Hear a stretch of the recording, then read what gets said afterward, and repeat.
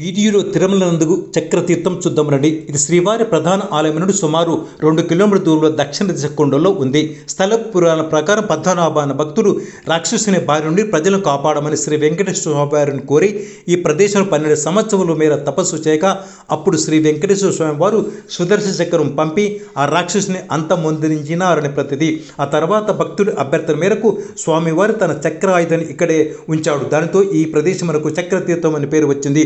మరొక కథనం ప్రకారం బ్రహ్మదేవుడు కొంతకాలము తపస్సు చేసుకోవడానికి ఇక్కడికి రాగా అప్పట్లో ఏ తీర్థము లేనప్పుడు నీళ్లు లేకపోవడంచే అప్పుడు విష్ణుమూర్తి తన సుదర్శన చక్రం పంపి బావిని తవ్వడంతో పాతాళ గంగ పైకి వచ్చింది.